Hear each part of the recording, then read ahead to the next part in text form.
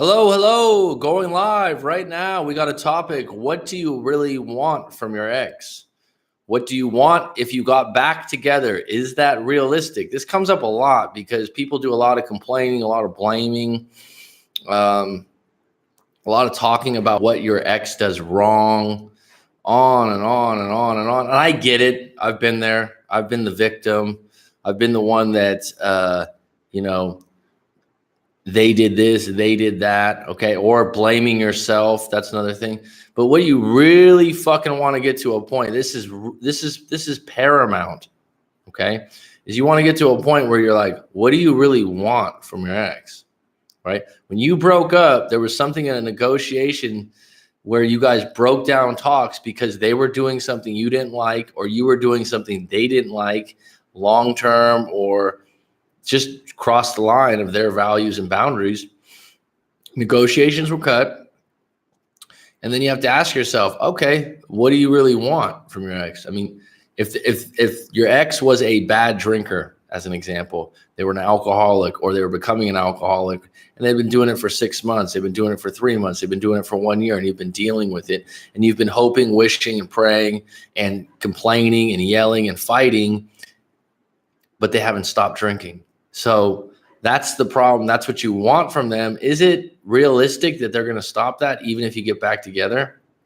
What happens is you break up, you miss them, and then you go, oh, actually, I could probably deal with that, or they didn't actually drink that much. You have to really get to a point where you're being honest with yourself in the fact that, wait a minute, what do I really want here? I mean, because I just read a story that's going to be, on the channel that someone had sent in, and this guy's going on and on about all these things this woman did to him, and she shit tested him, and she's treated him really, really bad. And at what point do you ask yourself, what do you really want from this? You keep bowing down, you keep trying to please your partner. It's like, what do you want? What do you want from a partner? What do you want from this individual in the relationship? Because it's a two-way street. There's some expectations involved in the relationship as you get deeper and deeper. So the next question, what do you want if you got back together? Is that realistic? So what would be your terms? A lot of people aren't even familiar with that. They just concentrate on the idea of like, okay, I really want them back. I miss them. We were so great together. But what if you got back together, what would be the ideal situation? Is that realistic? Going back to the point, if you were with someone that's an alcoholic, obviously you'd want them to quit drinking, right?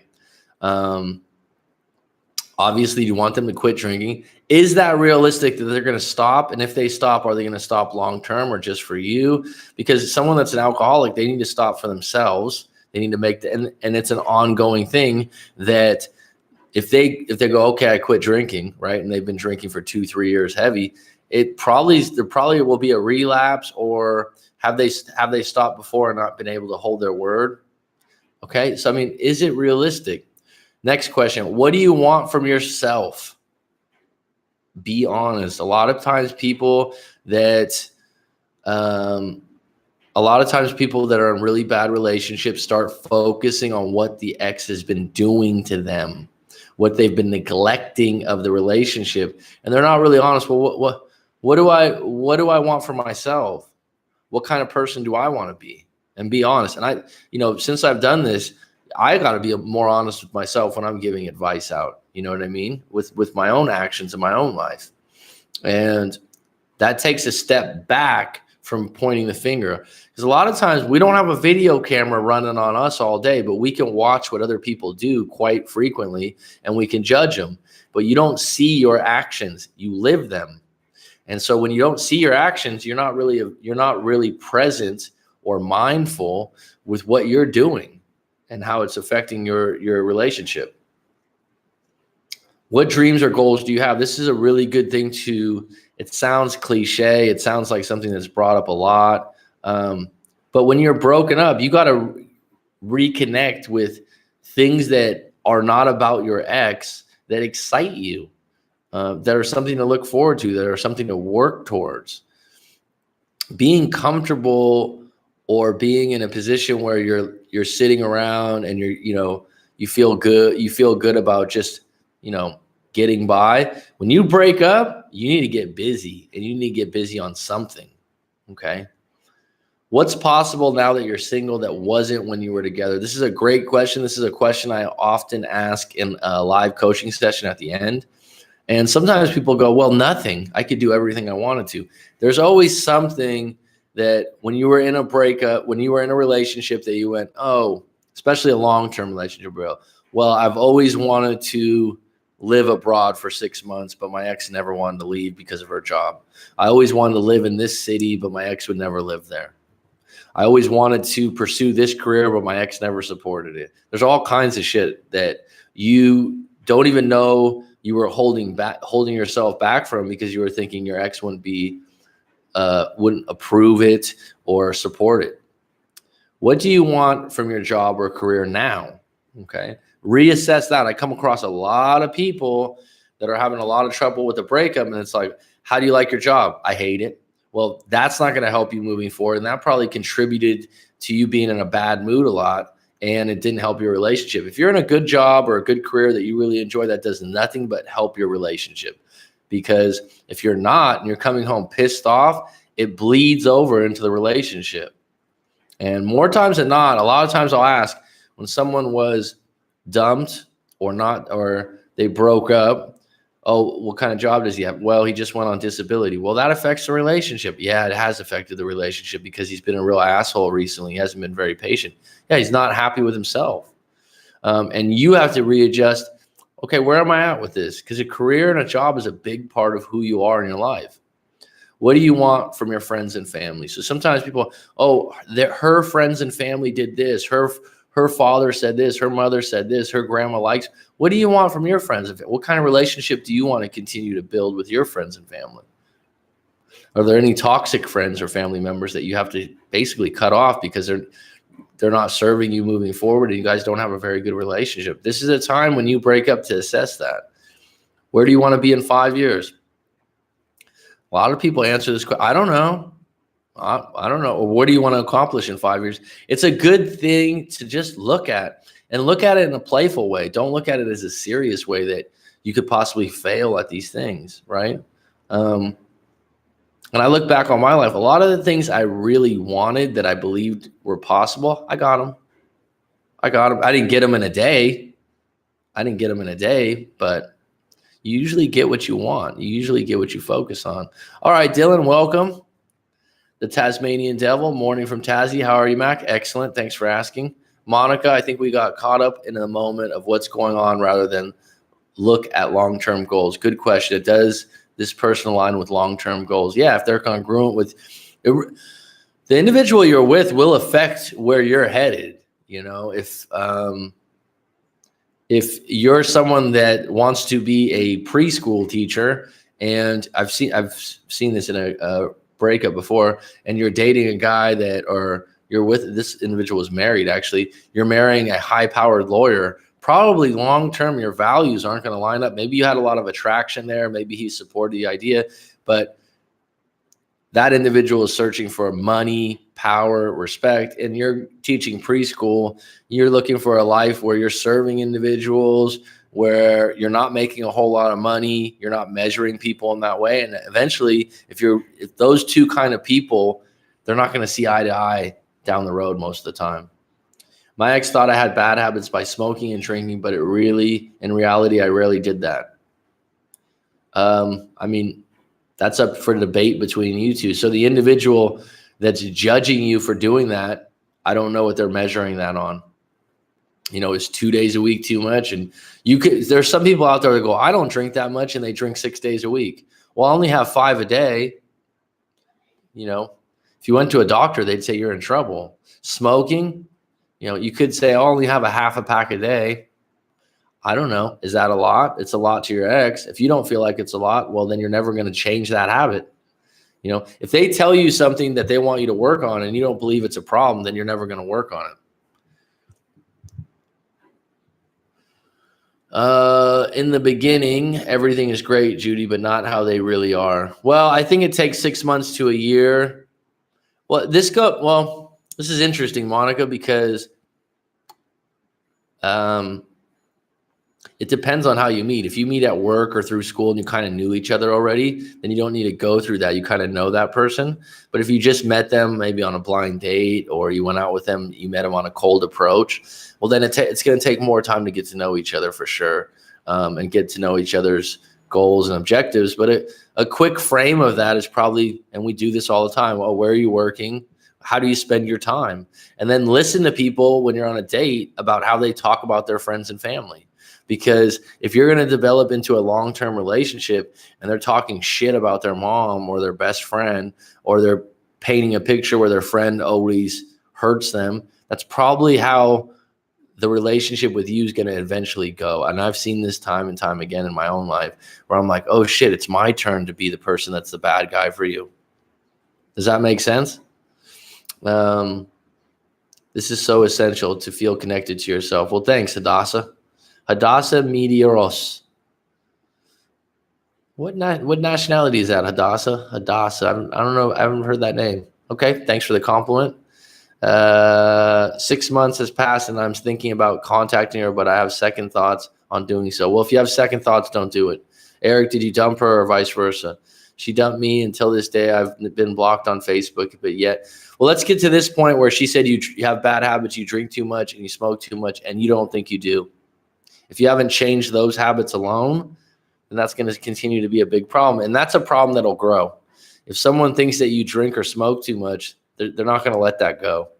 No, don't reach out then, Eric. Let her come to you. Ozzy 411, Florida's in the house. Miami, I believe you're from. Hope you're well, bud. Where do I want to be in 5 years? I want to be a singer and tour the world. Main goal is to sing like Justin Bieber and work with him. I wouldn't mind living in California or something. Well, you need to put yourself in a position where you're surrounded by musicians. Maybe put a music studio somewhere in your garage or whatever. And I would say to develop your own voice. That's what I would recommend. Justin Bieber could be your idol or someone you really like, but eventually you're gonna have to create your own craft and your own idea of what's great in singing. Study guidance. Hey, Mac, if she takes you for granted, will she realize your value and how much time it will require? If she takes you for granted, I mean, the idea that she took you for granted is just your opinion. She doesn't think that probably. And if she does, if she goes, oh, I took you for granted, then that's about the time she should realize that maybe you guys should get back together or hook up again. This idea that she took you for, that's the idea of the relationship you have. This is the thing, like everyone thinks that their idea or of what happened is really what happened. It's just your opinion. So if she thought she was taking you for granted, she needs to realize that over time and come to that conclusion on her own. Will she realize your value and how much time it will require? I don't know. It depends on what her values are. Brazil. Okay, I think I've asked you that question before. That's right, Hadassah. It's just such a different name I haven't heard before. Cool. Thank you. You did tell me that before. You said it was Hebrew, I believe. I think you said. You had asked the question about being in university. Wait, Hadassah, I have a very good memory. You had the question about approaching the guy in the library. How did that go? You said that you wanted to approach a guy in a library that you hadn't talked to before. I don't totally agree. When you meet someone where the connection and effort is off the charts in the beginning, they can't be compared to other people in the beginning.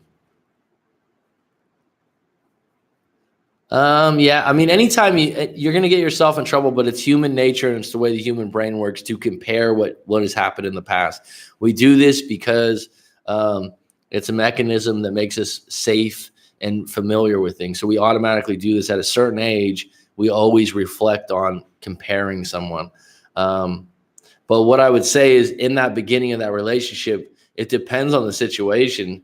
And looking back at my serious relationships or long-term relationships, I haven't had someone where I didn't really know them before I started dating them. I knew them from going to university with them, or I knew them from work a little bit.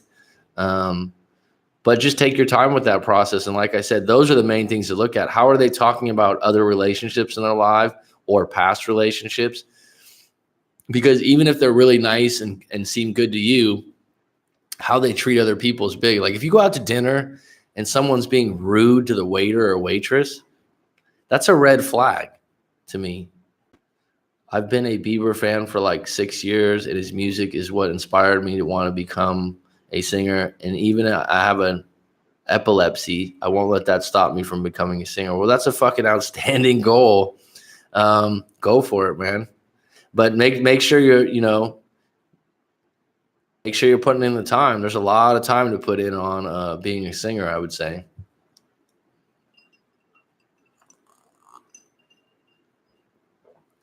What if you get blocked right after you get dumped? The thing is, I didn't do nothing to deserve it. So is that a bad thing? Well, that's your opinion. I didn't do anything to deserve it. It doesn't matter if you did anything to deserve it. The individual on the other end, they dumped you. So they're saying that they don't want to be with you anymore. And then they're doubling down and saying they don't want to be in communication with you anymore. The idea that you didn't deserve it is your opinion based on who you are and what you think.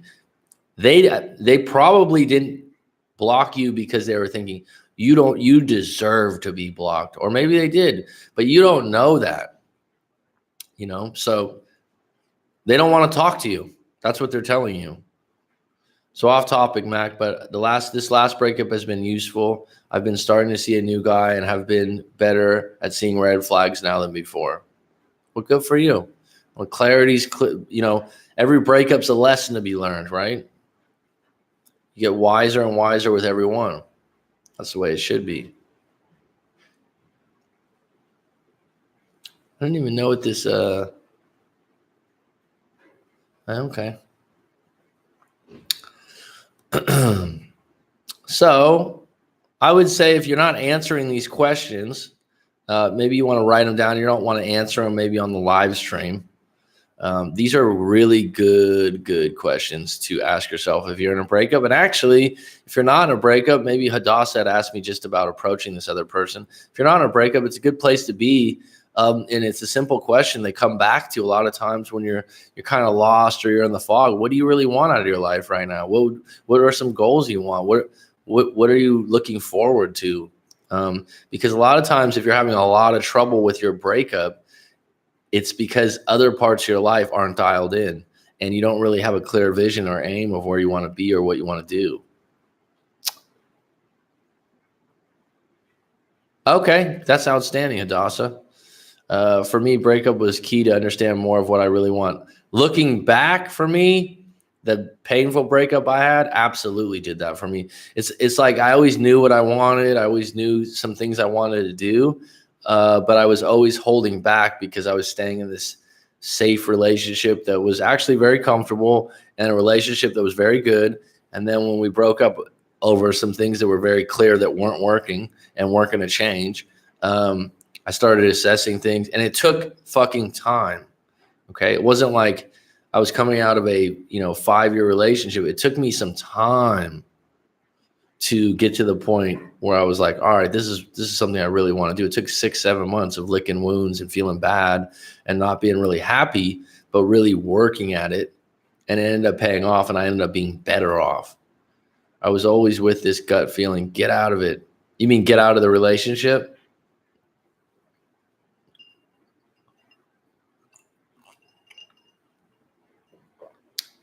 Gut feeling is your gut feeling, right? They say your gut feeling is actually connected to your brain. And that's where your feelings lie. Ryan B, what's up, my friend?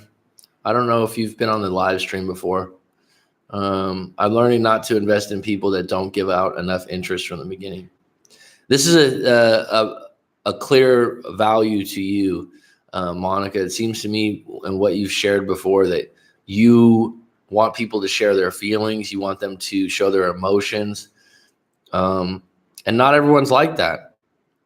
So certainly there are men that are like that. That are available. And being clear about what you want, what you value is big. Because at this point, you probably won't change that about yourself.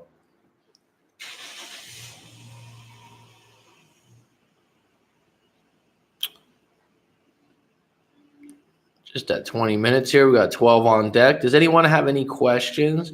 Or do you want to share what you really... No, I'm 43. What does that mean? I mean, I'm saying that, at this point, you know what you want. You know what you're filtering for in an individual. So, yeah, that's what I mean. I'm 38, so it's like not that many years different. I can tell you right now, I've never been wiser and more mindful of who I am and what I'm about. Doesn't mean I still don't make mistakes or have days where I'm pissed off or something like that. But, don't you wish you had the mind and experience you have now when you were 20, right? Young's wasted on the young. And then when you talk to people that are younger, sometimes you're like, yeah, now I understand how I used to think too. It's not a bad thing to have all this wisdom and experience. It'll serve you. So going back to some of these questions, what do you really want from your ex? What do you want if you got back together? Is that realistic? This is the big one, because I feel like a lot of people, this is why it's so important to write your story out and what you believe is true and not true of what happened, because a lot of times people, I don't think you're coming to a point, you just want to hammer what they did wrong instead of going, wait a minute, if you even got back together, would it be fixed what the problem was? Is that even realistic? I've been in a couple of relationships where afterwards I'm sitting there and I'm thinking, yeah, everyone goes through this, well, I'd like to get back together. And then I'm thinking, like, they're not going to change in the situation at the end that's occurred. It's not going away anytime soon. It's not going to change anytime soon. They're pretty happy with who they are right now or what they're doing. And a lot of times you can see the flaws, but you really don't see the flaws in yourself because you don't, like I said, you don't have a video camera running, watching your life. If you had a video camera on you all the time, you'd be surprised by the way you act and what you do. Loyalty is big for me in friendship and a lot in relationships. I would want my ex to realize what he lost, as all of us did. I would want him to feel more value. Feel more valued about himself or about you? I blocked ex online, but saw her on Tinder with new pics. One pic had a prize. I won in a carnival for her hanging on the shelf in the background. Is she over me? Broke up in late January and in no contact for 3 months. Well, Ryan, I would need to know your story to give you a tailored answer. I know this is something I always say, but this is kind of a general question with not a lot of details. Blocked my ex online, but saw her Tinder with new pics. One pic had a prize. The fact that she's on Tinder says she's attempting to move on, right? The fact that you had some carnival prize in the background, I don't know if that's a message to you or not, because I don't know her character, right? If you told me that she was a manipulative type or vindictive, I knew a little bit more about her, then I would say, like, I would be able to guess. But here's what I would suggest. You shouldn't be looking at her pics on Tinder, because that's not going to help you. That's going to push you backwards, and that's going to push you back from moving forward with your own life. And it's going to make you not feel really good about things. She's on Tinder. She's advertising that she wants to go on dates with other men. Is what it is, right? Is that a bad thing? No, she's single right now. She has every right. Is she over me? Broke up in late January and had no contact for 3 months. No, I don't know how long you guys were together, Ryan, but if you were together a year, 2 years, 3 years, she's not necessarily over you in the sense that she'll never talk to you again, but she's definitely looking at exploring other options if she's on Tinder. Broke up because I caught her on Tinder originally and I can't trust her. She has issues, bipolar, suicidal, sexual abuse. We dated 8 months. Okay, that's a lot of stuff there. That's deep. And let's just put all of her problems to the side, or her issues or her ailments, whatever you want to call it. Okay. And let's just get to the fact that she was on Tinder while you were together. Okay. And you can't trust her. Trust is paramount in a long-term relationship. You have attraction, trust, connection. That's it. And obviously you're still attracted to her and you still feel some connection. But if you can't trust her, what do you have? If she was on Tinder while you guys were together, and you were only together 8 months, so you're still learning who she was as an individual, even if you got back together, she calls you up tomorrow and she says, Ryan B., I want to see you. I've missed you. You're so great. You're so wonderful. Are you going to trust her? You're still going to ask her. The number one question you'd probably ask her, are you on Tinder still? Do you want to be with an individual like that? Now, all these other things that you're mentioning about issues she has, do you want to deal with that long term? That's a lot on her plate. She's going to have to see therapists and special help for those kinds of things. And I'm compassionate to those issues, but are you in a position where you're able to help her with those problems? Probably not. Are you a specialist in those areas? Probably not. Is she seeking therapy and help in those areas? I'm being blocked, but yet again, she sends her friend to check on me once in a while. I recently removed her out of my life, and now I'm more focused on my life now. Ding, ding, ding, ding, ding. That's where you want to be, Ryan B. That's where you want to be. You want to be focused on you. I'm sorry, Eric G. I'm sorry. I thought because you guys both don't have pictures up and you have the same icon. I mean, that sounds good to me. People having their friends check up on you, the idea that you even know that someone's friend's checking on you is not good. That means that you're keeping track of the friend. You know, if a friend is on your social media and they're posting things that make you feel bad or make you suspicious of their intentions, then block their ass too. It's a friend of a friend. Oh, I don't want them to think I don't like them or I'm rude. I don't think that's rude. I think you have the prerogative with your own social media and your Facebook. You should be going on Facebook to talk and share things with friends you like. Got about 9 on deck today. It's a little bit of a shorter crowd. I think it's a great topic, though.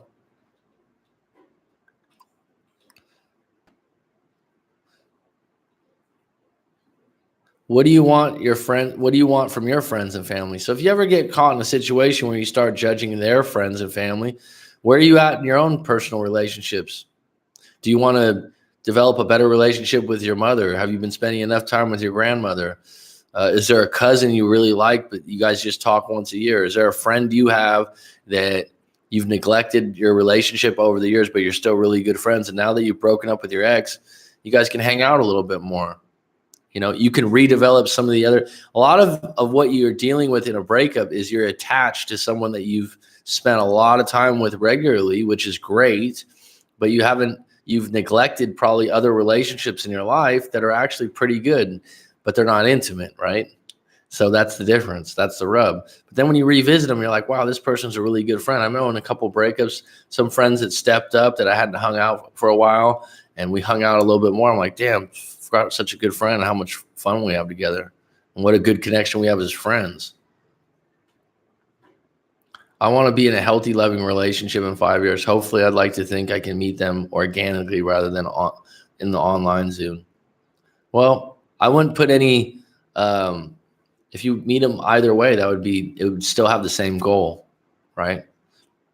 So what kind of person do you have to be, Monica, to be in a healthy, loving relationship? That's what you got to ask yourself. Is there some things about your character currently that you'd like to work on that could put you in a better position to be in a healthy, loving relationship? What's your role in the whole thing?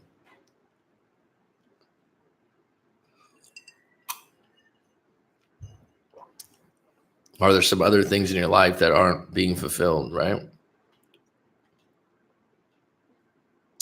Good question. Well, thank you. Asking yourself good questions really helps you get in touch. A lot of times, like I said, and when we get out of the relationship, we focus on all the shit that our ex did. The amount of people that will tell me, well, their mother really liked me, or their best friend has been trying to contact me or watching Facebook. It's like, at the end of the day, if your ex broke up with you and you're having contact with their mother, or you're having contact with their auntie or their cousin or their best friends, what's your intentions? It's not going to serve you well if you're talking to their mom and they broke up with you and you somehow are trying to gain points. They're not going to find that good. And the bottom line, the person that, if they have a better a stronger tie, like mother-daughter, the mother's always going to take their daughter's side 90% of the time. I don't care how much they like you or love you. They're never going to turn their back usually on their daughter. This comes up, well, the mother said this, or I thought I would go talk to their mother. No. Even if the mother's nice to you, your ex is going to think it's a bit pathetic. And they're not going to like the fact that you're going behind their back to talk to their mom or their best friend. It's to me, it's a bit of a desperate move. It's case by case, but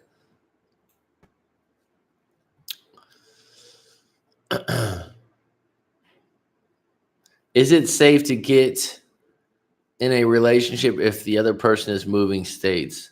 Is it safe? It's not fucking ideal, that's for sure. Bottom line is, if they move that far away, I just got a story that came in about this. Is there a plan in place where you guys are going to be seeing each other regularly, and is it long term? Does it have no finish line on it? So like, I'm moving there for. It's like if someone moves for college, they're going to be back home in 4 years. Someone moves for a job, is it indefinite? Usually what happens is someone gets sick of the long distance and then someone gets hurt. It's not an ideal situation. Is it safe? Probably not. If you mean in regards to, your heart. Broke up because I caught her on Tinder. I'm sorry. I want to get over my ex and stop thinking about her and checking up on her. Then do it. What's stopping you from doing that? The part that you have the most control of is checking up on her. Stop thinking about her is going to take time, but there's ways to help you with that.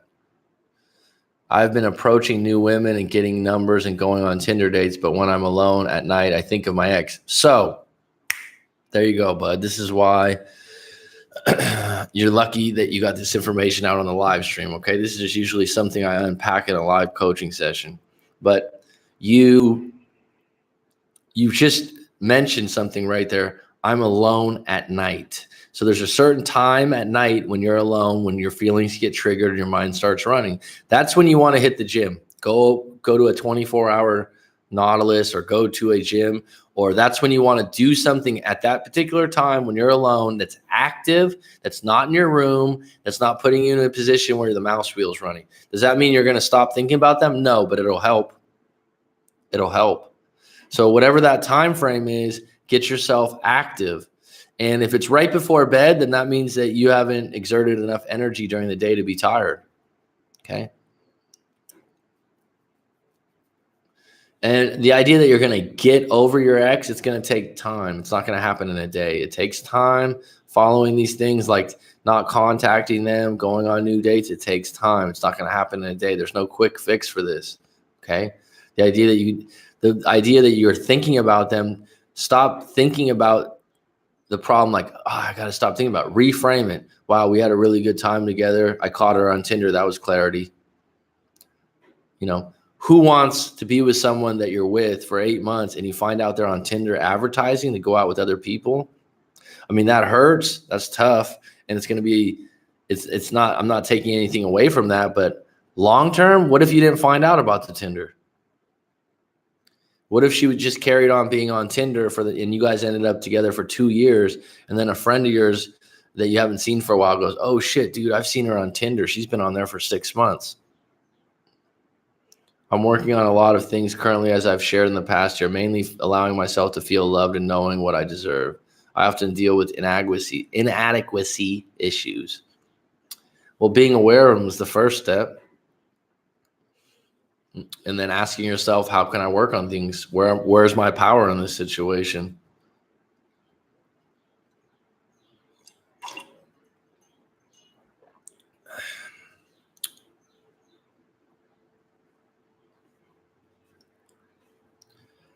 But this new icon, and I'm looking at it, I'm like, add inserted. Okay, that's interesting.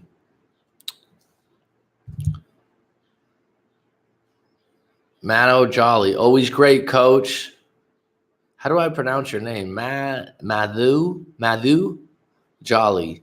Always great, coach. Where's that name from? Madhu Jolly? Just out of curiosity. I remember there was a guy that was named Matthias when I was in school. Mathieu sounds French.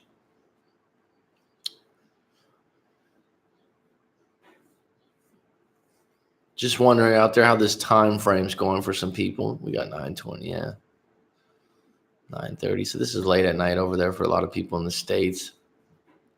But we do have other people on deck, right? Thank you, Mac. You're full of so much wisdom, and this helps a lot. I hope so, bud. I appreciate everything you do. I've been going to the gym, but usually during the day, I'm trying to upgrade myself in every way. Another thing I'm worried about is once I'm over my ex, I will lose this motivation. Fuck, don't worry about that. Just fucking drive your motivation right now. Quit getting caught in the fucking future. That causes anxiety and worry. Get in the present right now. If you're going to the gym, that's a good thing. That's a positive. Now, like I said, I've told this many times, so if everyone else thinks I'm repeating shit, I'm sorry. But I remember I used to go to the gym at a regular time, play with a regular group basketball. It was a lunchtime run, and they ended up being good friends of mine. It was all different people, all different walks, all different ages. We played basketball all the time. It was like at noon on lunch from work.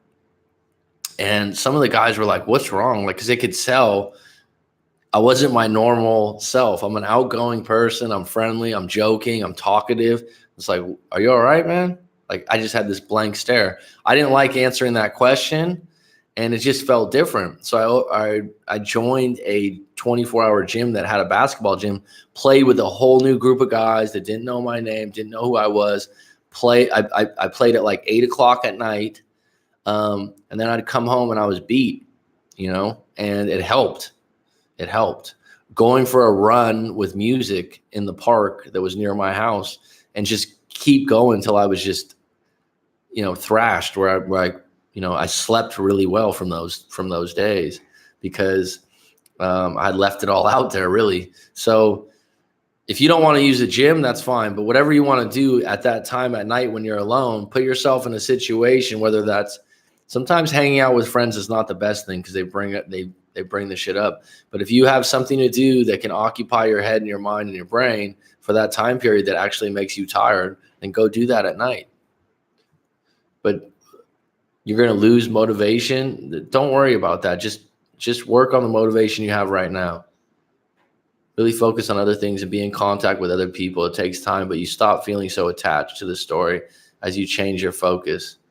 Attached to the story. That's right, Hadassah. Oh, Mikey Mike, it's been a while. One of my favorites. You got to stay busy. What's up, Mike? Hope you're doing well, bud. Mike's always got a good story to tell.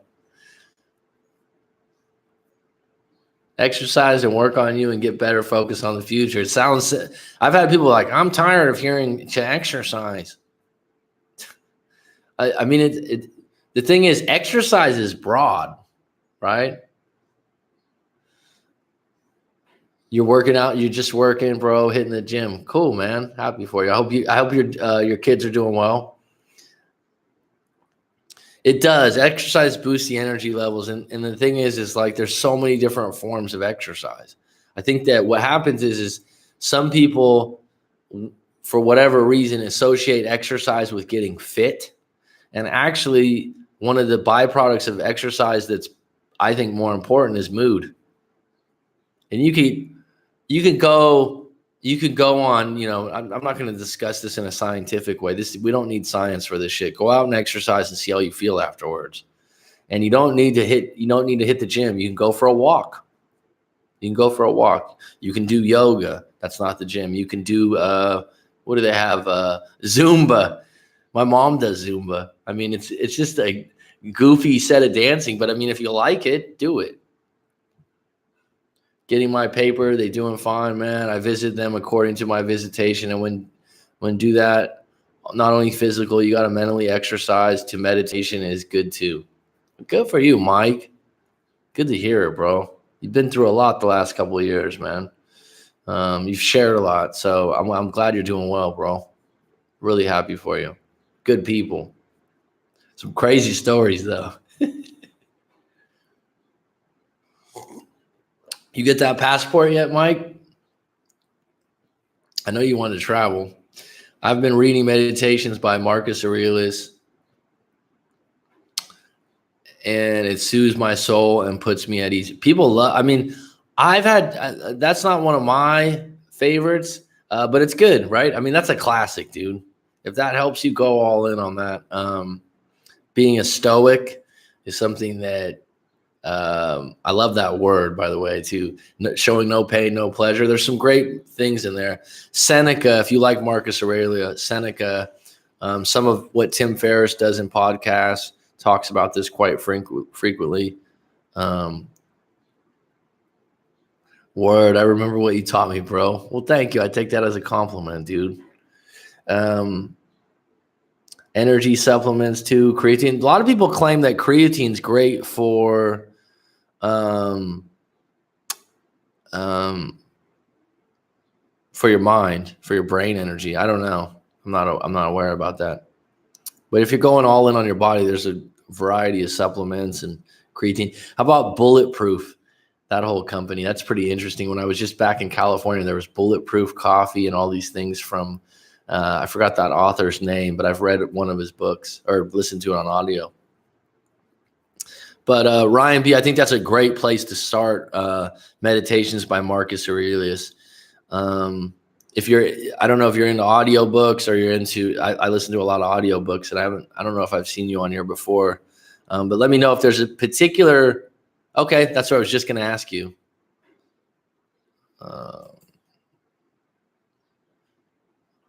Any other book recommendation? Been reading Mark Madson's Everything is Fucked and The Subtle Art of Not Giving a Fuck. So you're reading it at the same time? I've listened to both. I like The Subtle Art of Not Giving a Fuck better. Short answer. It's a little redundant and Everything is Fucked, but he's a good writer. I like him. I never tried them before. You never tried the supplements? Is that what you're talking about? Any other book recommendations? Let me think. What are you looking for? Would be my question. A lot of times when I do a live coaching session, I'll be like, you should take a look at this book. A book that is a classic, and it's a really short read. Anyone going through some pain or some struggle is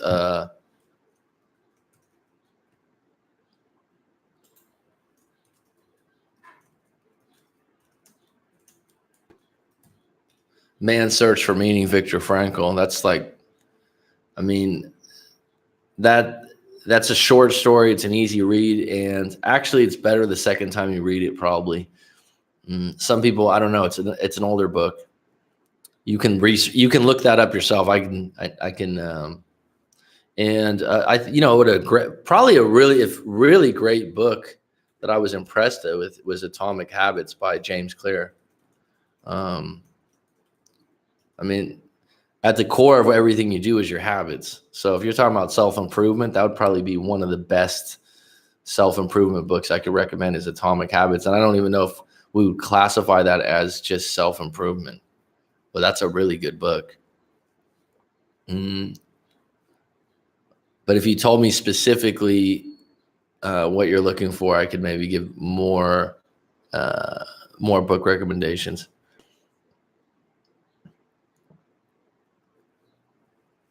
Those two come off the top for sure. For a career, if you're at a point in your life, I would say Mastery by Robert Greene is good too. I like that book.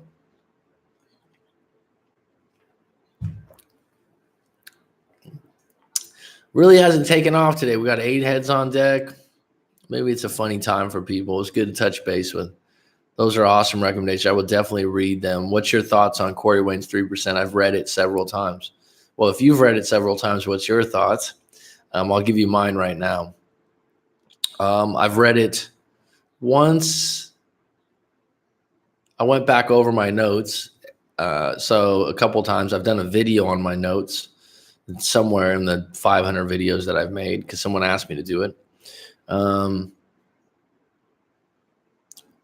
It's good. Here's what I'll say.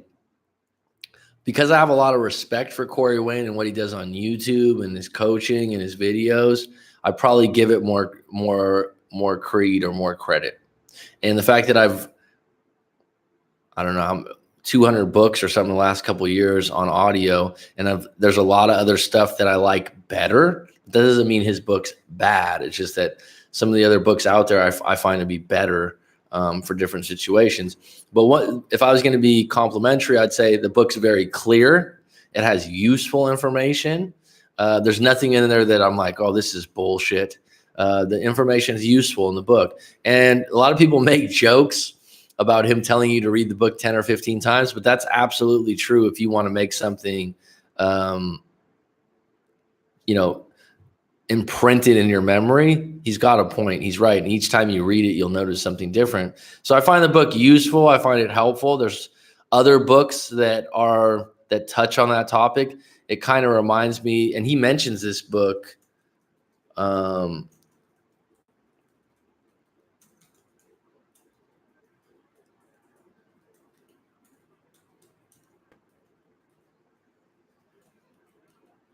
Sorry, The Way of the Superior Man. That's supposed to be a classic. And that book comes back to masculine and feminine energy. Because someone was just saying the 3% Man is a breakup book. And I don't really think of it as a breakup book. I think as a man's book. And it's more or less focused on how we attract women and masculine and feminine tendencies and some in between. But one thing that's, like I said, that's nice about the book is it's very clear.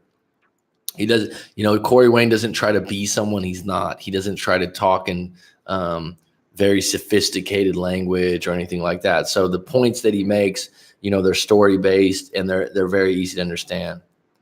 Oh, Quebec. Okay, so you are French, probably.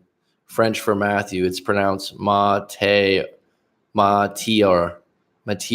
Okay, something like that. I guess we can go with Matt. No, if that's your name, that's fine. It's like if I don't know how to say your name, it's always polite to say, how do I say your name? All right. Thanks for joining. We have there's another guy that always comes on the live stream. He's not from Quebec though. I think Montreal, and his name's Mayo. I don't know if that's a French name or not. I've told people before my grandfather was actually from France. And when you do, I haven't done it myself, but my niece just did it, so I kind of realized what your blood heritage is, what these 21 and where you can check your heritage. You can turn in some of your saliva or something to a website. And I believe I'm 20% French. I thought I was 25%, but according to this heritage thing, I actually have relatives there.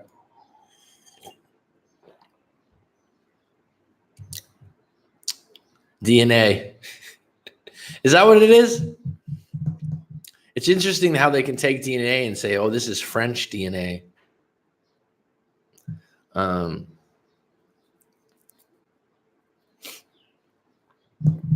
think the thing that I have most is Irish. Go figure, because I'm a McCarthy. I think I'm 40% or something on that.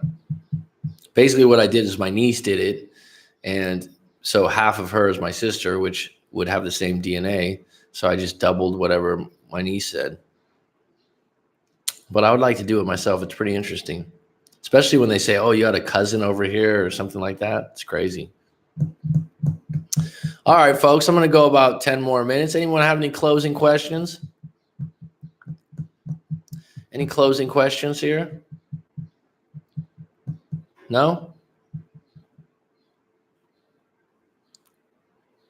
Dun, dun, dun. Because if not, this has been great. I think this is a good topic. If you guys want to revisit some of these questions on your own, you don't want to share your answers on live stream, that's fine. These are proactive questions for yourself, right?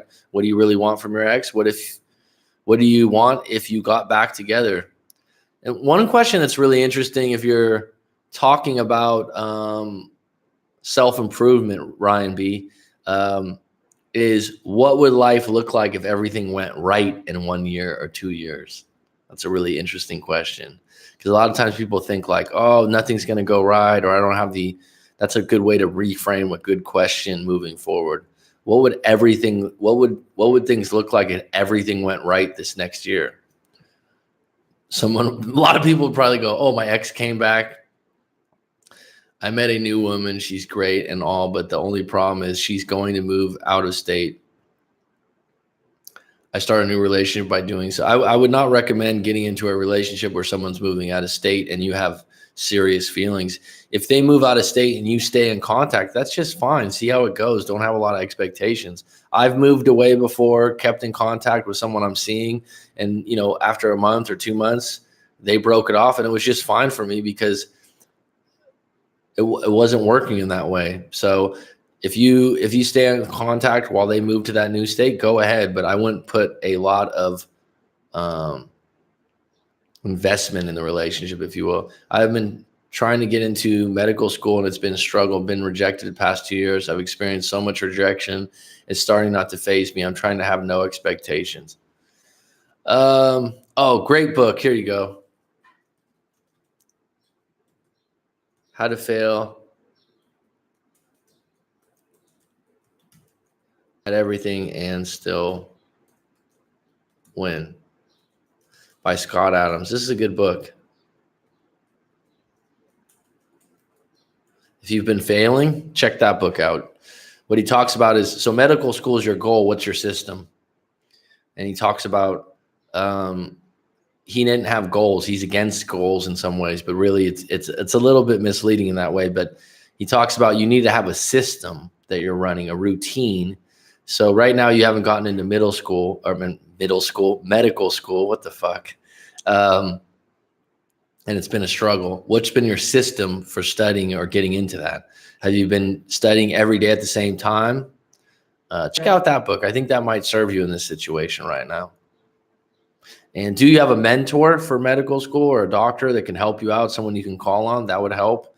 Have you been doing internships? I mean, I think that's fucking awesome that you want to be a doctor, because you're going to do something where you're helping people your whole life. It's a prestigious position, man. Keep at it. If it's something you want to do, this isn't a small goal, and this is a career you're looking at. So don't be so hard on yourself. It hasn't been a struggle. You got to figure out, what have you been doing wrong? What have what's holding you back? Thanks, EG. I appreciate it, bud.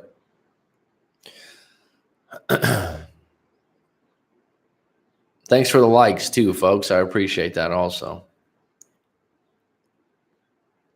And Ryan B, I don't know. Peace and love.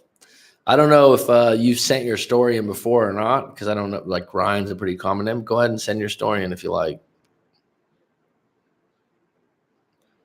Get some clarity on that. And if you, a lot of time, Einstein failed at first. Walt Disney, absolutely. Judy, Jack, thank you. I mean, looking at those people's lives, Thomas Edison, a lot of people have some negative things to say about Thomas Edison, but bottom line was he was successful. If only takes one acceptance. Yeah. I think Tim Ferriss, The 4-Hour Work Week, which is a famous book I'm sure you've heard of, he said the book was rejected 28 or 27 times before someone finally took it on. It was a New York Times bestseller, and I think it still is. Thanks for the likes, folks. So yeah, failing doesn't really mean shit. Quitting means a lot more than failing, But I think that book would do you well. How to Fail at Everything and Still Win. That talks about that a lot. And don't look at it as a struggle. You got to reframe that fucking thing. It's not a struggle. You got to tell yourself, I'm getting this fucking done. I'm going to get it done, and I'm going to get it done. You know what I mean? Start reframing that, dude. And if you want to, I've worked with same with Harry Potter, multiple rejections. You mean the author, right? Yeah, exactly. Good knowledge, Judy Jack. Thanks for bringing that up. I appreciate it. Because in my own life, I mean, I've had times where I didn't even consider it failure. I just quit too soon. Does that make sense? I just quit too soon on some things that I could have been highly successful at, or could have went in the right way, because I just, oh yeah, it's too hard, or this or that. Everything that's worth it is a fucking struggle. That's why it's special. That's why it's difficult. That's why it's worth doing. But what I would ask you, let's reframe this, Ryan B. And I don't mean like, why are you going to medical school? Okay, so instead of getting into medical school, the idea that you've been rejected, why are you going? Do you really want to be a doctor? I mean, is it your life goal? Is it something you really want? Are you doing it for someone else? Really think about that. really come in touch with that. And if you're doing it for the right reasons with good intentions and you envision yourself being this great doctor, fucking do it. Fucking do it. Because I've had another client that he's become a doctor, and really cool dude. He's like 29, and he didn't like the field he was in and the hospital he was working at, and that affected his relationship. And we were talking about his relationship, but we got into his career, and within a year, he went and applied somewhere else, and I believe he got the job, but he basically wasn't looking at that part of his life as a problem. And I've helped people with that before to look at what they're not looking at beyond their breakup. Because medical school and getting into medical school, you have more control than you think. Are you applying to enough different medical schools? Are you opening up to the idea that the medical school that has rejected you or the ones that have, are there other ones out there that you'd be open to going to that might be a better fit for you? And dare I say, could you go international? Could you go to another country? I've seen people do that before. Open up the options, dude. Any other questions? Any other questions moving forward here, folks? It's been a little slow on the sticks today, but I appreciate it. Eric G, Judy Jack, always a pleasure. You always drop some knowledge. Mathieu, the Frenchman, the Quebec Frenchman. Thanks for joining. Ryan B, the future doctor, MD. And Mikey Mike, always good to hear from you. Hadassah, thank you so much for joining today from Brazil. Thank you so much, Mac, for your book recommendations. Book recommendations help. I will try to read them and get back to you. Keep doing what you do. I love the live streams, but can be hard to catch you. Well, thanks, bro. I'm rooting for you, man. Anyone that wants to be a doctor, a teacher, nurse, anything where you're helping people on a regular basis, fuck, dude, I'm all for it, because I think that long term you're going to get so much out of that beyond money and fame and success. This idea of this narrative now that you have to be rich to be successful. I mean, there's some of these things now you have to be rich and famous. I mean, just a really good teacher in a community or a really good doctor, are they successful? Shit, I think a lot of times they have better lives than the people that are rich and successful. I mean, if you're going to do something where you're actually helping other human beings, good for you. That will only help you moving forward. Apple Picker, I've never seen you before. Great name. Johnny Appleseed, you got a question? Because I was about to shut this thing down, but I'll answer a question if you got one. Okay, shoot. Dun, dun, dun, dun, dun. Thanks, Hadassah. I appreciate that coming from Brazil. Brazil's always on my list of places to visit. That's a top 5 destination. I'd really like to go there. So the fact that I got someone from Brazil on deck, that's really cool. Such a big country. What part of Brazil? Go for it, Apple Picker. Shoot. Dun, dun.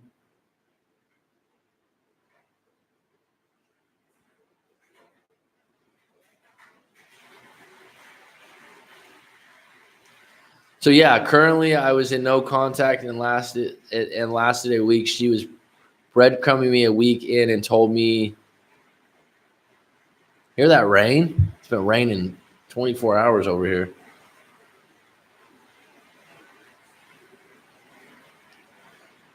So yeah, currently, yeah, that sounds nice. A beach in Brazil. I always love that movie, City of God. That's like a top 10 movie for me. Beautiful. Well, the movie talks about your bad areas of Brazil, but the beaches that they go on, what a fantastic movie, though. Yeah, Brazil's always been on my list. Absolutely. When I lived in San Diego, there was a lot of people from Brazil, too.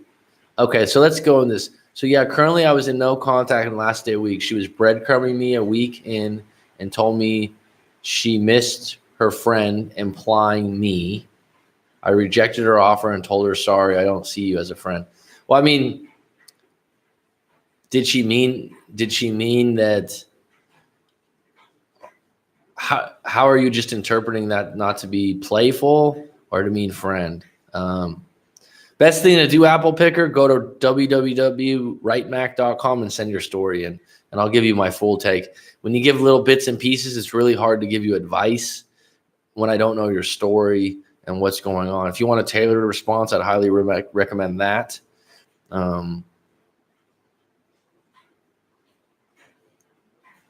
She got my emotions so broke and sent me a clean slate. I don't understand.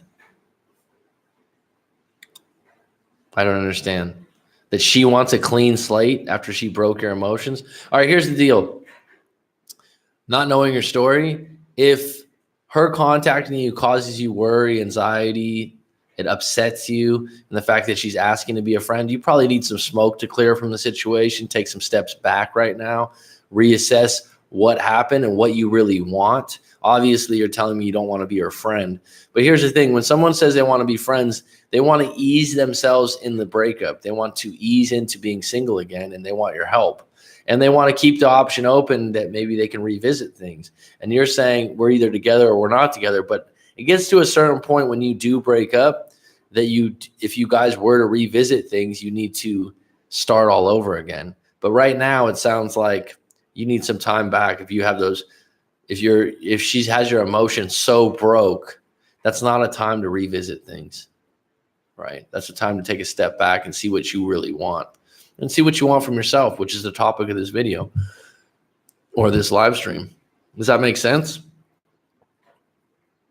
And like I said, feel free to send your whole story in if you want to get my take like that, because the whole point on me responding to your guys' stories is to give you a tailored response, to not have a generalized question, because I've said this before and it kind of got lost in the other videos. Someone asked me before, there's only 7 people on deck, and this is some fucking valuable information for who's left on deck at the end of this live stream. But listen up. The biggest issue people have in breakups, probably in judgment overall, is generalizations. They take what happened, they generalize it, they put it under this big umbrella. But the reality is, what happened to you in a breakup, what happened to me in a breakup could be the same thing. I could have been cheated on, you've been cheated on. It happened at work, and we can have different reactions because we're different people with different filters on values. And what happens is people will try to generalize, oh, she just wants to be a friend and put me in the friend zone. Well, I don't know. If you sent me your story, then I could shed some more light and say, actually, in this situation, maybe it's a little bit different, because there's sometimes little nuances that are different. There's no one size fits all for breakups. And that's why your individual story really, really counts. And it tells me about who you are and how you think about things. Does that make sense? Well, it should. I've been doing this a long time now, and I've gone over a lot of stories, and I've seen some patterns. And the thing is, people are looking for generalizations. It makes them more comfortable. Okay. It makes you feel like, oh yeah, she just wants to be my friend right now. I don't know the story, so I can't, you know what I mean? People are like fingerprints. We're all different. Just a little bit, just a little difference on how you look at things changes the story and changes where you go with it. And honestly, look at what you want for yourself, not what someone else wants, or it's a conflict. Actually, absolutely, Judy Jack, because this comes up a lot too. A lot of times, yeah, she wants this, she wants that, she wants to be my friend. What do you want? Where's your fucking power? And sometimes people tell me that statement alone will be like, whoa, I wasn't looking at it that way, because you're being a victim. Yeah, she just wants to be my friend. And I don't say that to put you down, because victim's a negative word, but we all do it at some point. Where's my power? Well, I don't really want to be friends right now. I'm going to take a step back. I'm going to recess things. I'm going to look at my future and what I really want moving forward. And I'm going to say, is this fucking realistic, this relationship, for what I want? And it's going to fucking hurt. It's going to be shitty. And I don't want to be alone. But right now, we're not in a position to get back together, let alone be friends. And you don't need to tell them that. You can tell them or not tell them. It's up to you. That's your prerogative. A lot of this stuff, there's some basics to it, but you still have free will on what you want to do, right? Thanks for that, Judy Jack, because I agree 100%. Look at what you want for yourself. Come back to that again. What do I want? She wants to be friends. What do I want? I don't want to be friends. Why don't you want to be friends? Well, I don't right now. She really hurt my feelings, and being around her, I couldn't even be a friend. If you can't even be friends with her or anything like that, you probably can't get back together anytime soon. There you go, bud. So, and you don't want that because your feelings are still hurt, if I'm correct. And if your feelings are still hurt, even if she came back to you right now, you wouldn't probably be able to get back into a really good relationship because you're holding shit.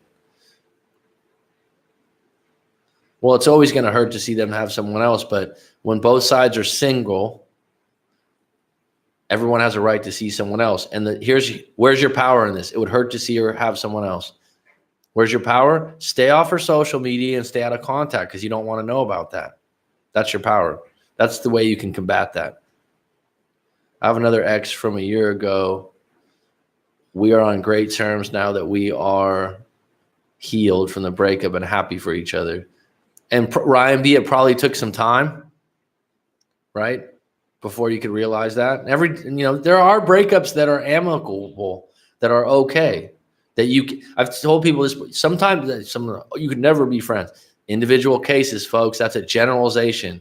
Oh, I could never be friends with my ex. That's bullshit. You can. But what's your intentions and where do your feelings lie, right? If you broke up and you're like, you know what, we broke up for the right reasons. We were both going to different schools and it wasn't going to work out because she wanted to be a nurse and I wanted to be a high-powered lawyer. Like you reasoned it out, that you can be friends again. You can. It usually doesn't work right after, though. That's when you have to block them. Yeah, Judy Jack. And that's where your power is. Oh, I saw him on social media. Where's your power? See, look. So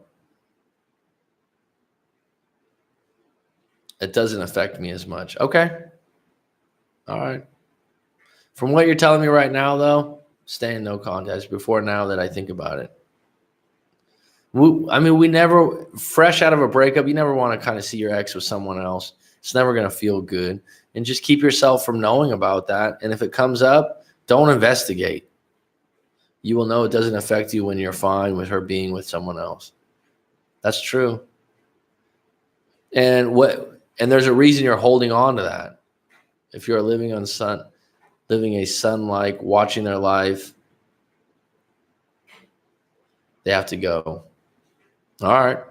I don't know what you mean by son-like. Sub-life. Okay. I was like, son-like? What is this fucking term? I've been focused on my faults. That's the reason for no contact. Good.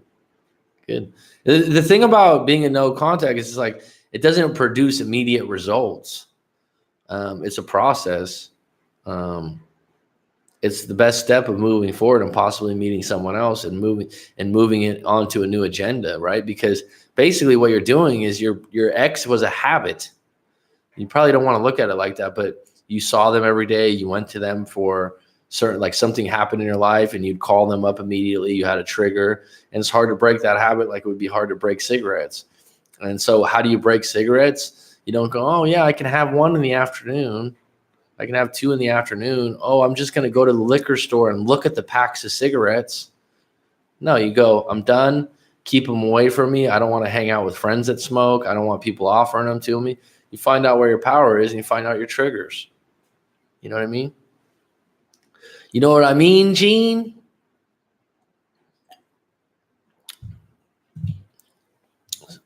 Well, I'm glad you came on deck, Apple Picker. I haven't seen you before on one of the live streams, and hope those questions or answers helped you, bud. Where are you from in the world, Apple Picker? If you want to share that, maybe you don't.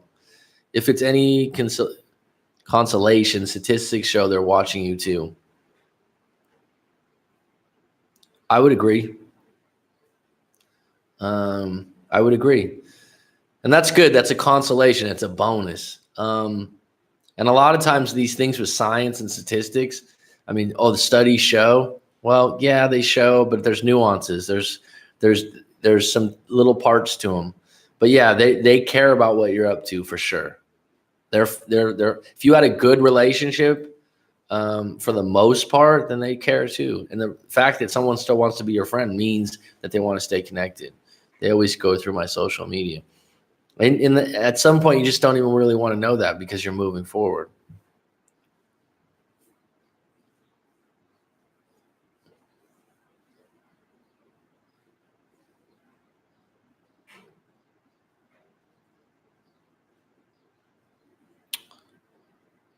Facts. This is a new common thing. Facts. Well, I'll take that as a fucking compliment. It comes down to that too sometimes, right? I used to say real talk, right? It was an awesome relationship. Well, fuck, there you go. That's a nice frame, apple picker. Now here's another frame for you, right? Sometimes people come to me and they talk about their relationship was so bad, right? And I'm like, well, that says something about you also because you were 50% in. If you were in a really good relationship, dare I say awesome, that says something about you and it says that you're capable of getting in another one. Put around the side of what happened or anything like that. Like I'd say the long-term relationships I've been in have been pretty fucking good. I mean, they're not perfect, but I haven't had the problems where I've never been a serial breakup person. What I mean by that is like when someone's in a relationship and they break up and get back together and they break up and get back together. No. When I've broken up, we've broken up. And that's a sign of a good relationship. And if it hurts, that's a sign of a good relationship. And the fact that you can look back and say that right now says something about you as an individual and as a catch going into a new relationship, that you feel like we had a good relationship. That's a good point. I never thought of it that way. It's fucking absolute. Like the amount of people I come across too that like they had a really bad relationship that was repeatedly bad. You know what I mean? It's like you were a part of making that a really good relationship. Sometimes people say, oh, I could never relive that again. And maybe I was with someone that was better than me. That's bullshit. It takes two, man. If you had a good relationship, you're capable of having another good relationship. Maybe not right now. And I know the one I had that really hurt when we broke up, that was hard because we were good together. I mean, we got along. We were close. We were tight and shit changed. Shit went wrong. And I went through my period and it took a while. And then when I got my next relationship, she was telling me about her ex. And I'm like, damn, dude, like, why would you stay with someone like that? I never went through that kind of shit. You know, relationships are meant to be more good times than bad times. They're meant to be growth. They're meant to be supportive. They're not meant to be breaking up and causing shit all the time.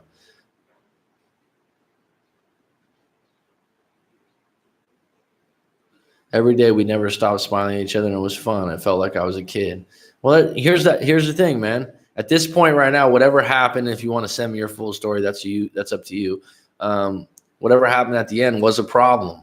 It was a real problem because it was really good before that. And that problem probably needs some time to mend. And if you were that good for that long, you don't want to go back to being friends, right? So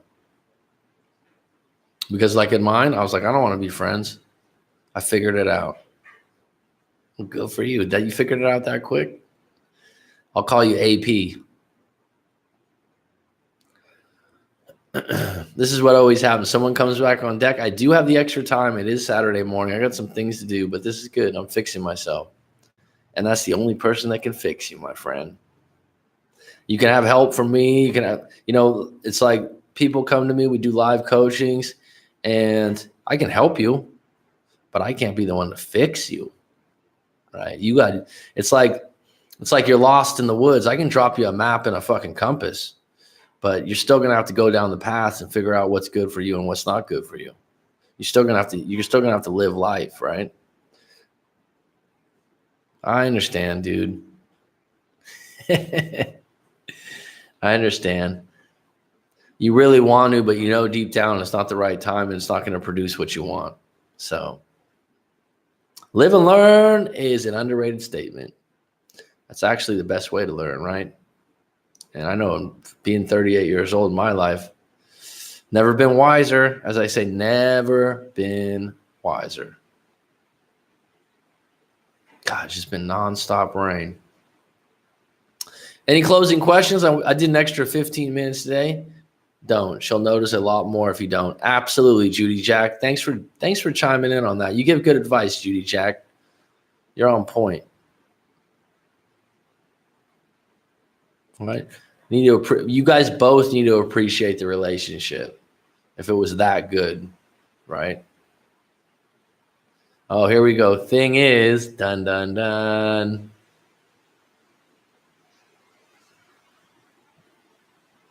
Now that you brought it up,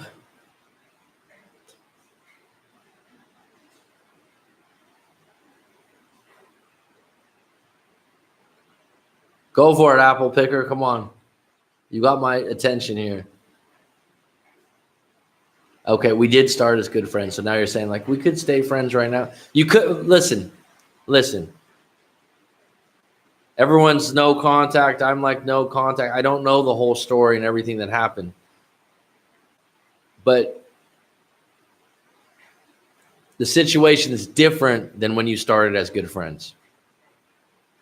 That's not the same situation.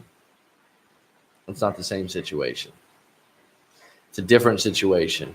And I started out good friends with some of my exes, and it's different once you got into a real relationship and you broke up. And if you're getting back to being friends with the hidden objective of getting back together, but she's just thinking, oh, it'd be nice to stay friends and stay single, that's going to hurt you even worse.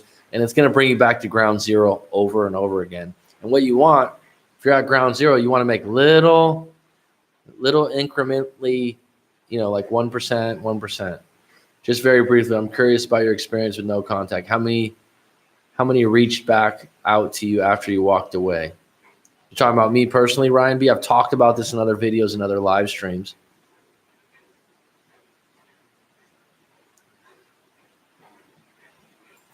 Apple picker, don't wait for nothing. Keep moving, bro. Don't wait.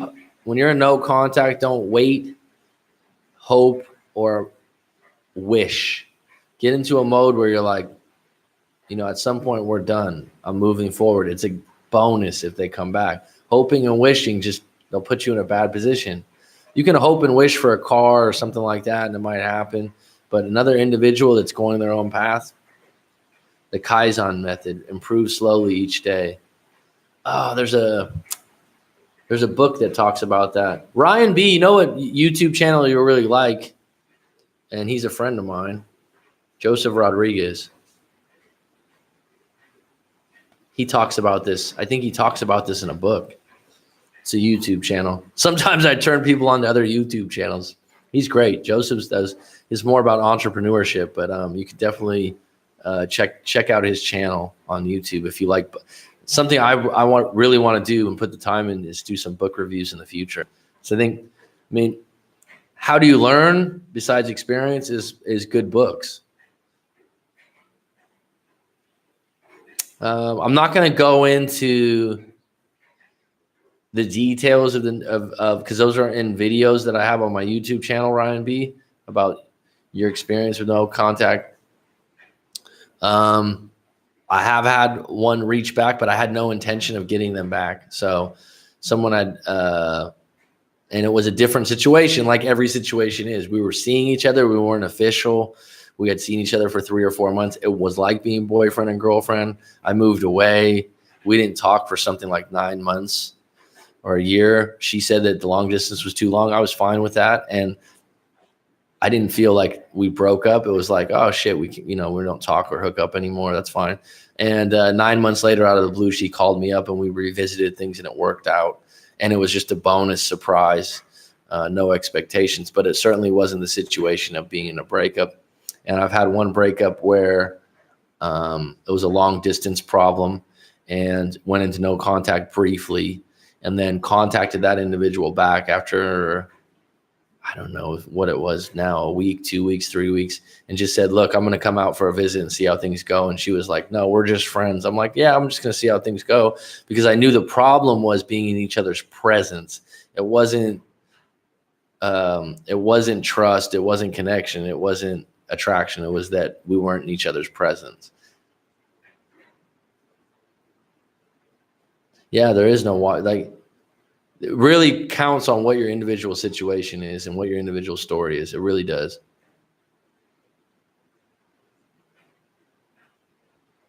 Well, I mean, like I said, send your story in Apple Picker. I'll give you my full take. If you don't want it on YouTube, there's a private response option. If you want to go and book a live coaching session, I give a money back guarantee if it's not useful or helpful. Okay, so I'm going to close it out on that. Thank you kindly, folks. This has been great. Hour 20 minutes. Apple Picker, welcome. Ryan B, welcome. I hope those book recommendations work for you. It's just hard. Don't type it on your phone. Type it on your computer. Go to my website and send it in. If you've watched some of my other videos and you like the way I give advice, then go for it. You don't have a whole lot to lose. It's $25 to get a response, so it's not too expensive. Later, man. Good night. Much love, brother, from LA. LA! Live and die in LA. All right, bro. Right on. I lived in San Diego for a little while, so I did some time in SoCal. Loved it. Don't know LA very well, but it's a good place, man. A good place to get on deck. And I hope you're in a live stream in the future. I hope this helped you out, bud. Right now, I live in Phuket, Thailand. New Zealand. You live in New Zealand, Ryan? Is that what you're telling me? That's a place I want to visit too. That's on my top 5. Jen Jam, thanks for saying good stuff. Thanks, Coach. You've been listening, but you haven't really chimed in, huh? Well, thanks for enjoying it, Jen Jam. 76. 76, is that the year you were born? I'm 81. Hope you guys come to the next one. I will be on deck tomorrow, probably around the same time. Been trying to get a regular time, but things happen, right? Wish you all the best.